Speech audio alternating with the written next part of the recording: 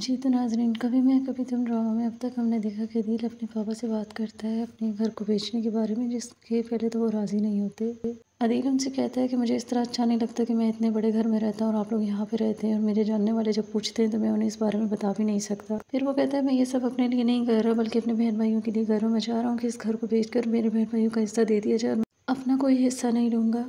अदील के अब्बा पहले मना कर देते हैं, लेकिन फिर उसकी अम्मी के कहने पर वो मान जाते हैं। रुबाब को जब उसके बाबा सारा कुछ दिखाते हैं अदील के बारे में डिटेल से, वो काफ़ी गुस्से में आ जाती है और वो कहती है मैं अब अपने तरीके से हैंडल करूँगी। जिसके बाद उसके बाबा उससे कहते हैं कि तुम इस तरह मत करो जज्बाती होकर।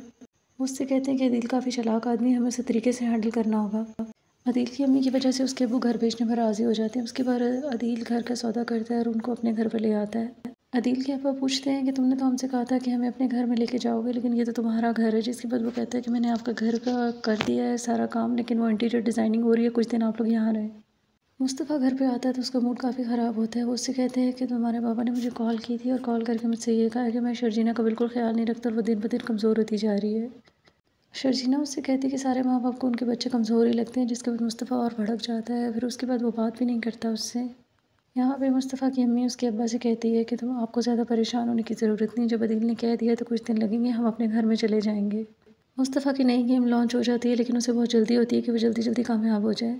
रुबाब जैसे ही अपने घर पे आती है तो यहाँ पे वो अदील को देखती है उसकी अम्मी अब्बू के साथ, तो वो काफ़ी ज़्यादा गुस्से में आ जाती है क्योंकि उसका मूड पहले से ख़राब होता है। वो अदील से कहती है कि ये लोग यहाँ पे क्या कर रहे हैं। अदील उसे अचानक से देखकर हैरान हो जाता है। फिर वो उसके पास आता है और उससे कहता है कि तुम अचानक यहाँ पे आ गई। जिसके बाद वो कहती है लगता है तुम्हें मेरा आना अच्छा नहीं लगा। अदील रुबाब से कहता है कि अगर तुम मुझे पहले बता देती तो मैं तुम्हें पिक करने एयरपोर्ट आ जाता। जिसके बाद रुबाब कहती मैं तुम्हें सरप्राइज़ देना चाहती थी। फिर जब वो लोग खाना खाने लगते हैं तो अदील अपने अम्मा पापा को पूछता है। जिसके बाद रुबाब कहती है कि तुम अच्छे से जानते हो मुझे अपने घर में अपनी प्राइवेसी बहुत ज़्यादा पसंद है और ये बिल्कुल पसंद नहीं कोई दूसरा उसमें इंटरफेयर करे।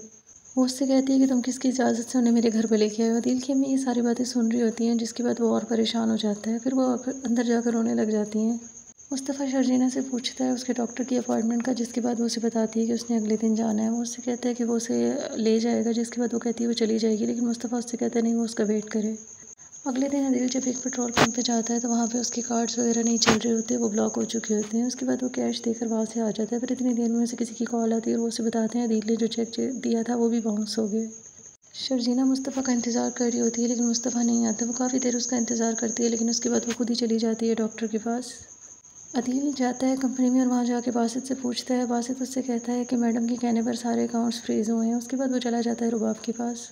वो उससे कहता है कि तुमने सारे अकाउंट्स फ्रीज़ कर दिए ना, मेरे क्रेडिट कार्ड चल रहे हैं और ना ही मैं अपने अकाउंट से कोई ट्रांजैक्शन कर सकता हूँ। जिसके बाद रुबाब कहती है कंपनी खसारे में जा रही थी और मुझे यही करना बेहतर लगा।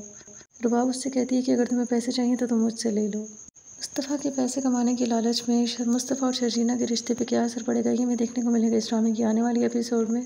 तो देखते रहिए ड्रामा सीरियल कभी मैं कभी तुम, और मज़ीद अपडेट्स के लिए मेरे चैनल को लाइक एंड सब्सक्राइब ज़रूर करें। अल्लाह हाफिज़।